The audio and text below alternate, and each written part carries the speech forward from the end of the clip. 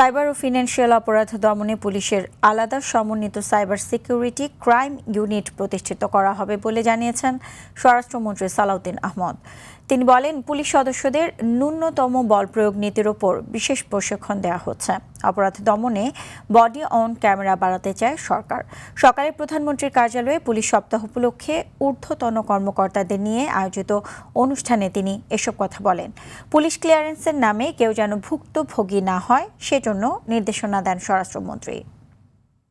আইনের আওতায় আনতে Bangladesh police clearance certificate, online GD সহ অন্যান্য সেবা দ্রুততার সঙ্গে প্রদানের কার্যক্রম চলছে, কিন্তু এটা এনশিওর করতে হবে যাতে সবকিছু আমরা যথাসময়ে দিতে পারি।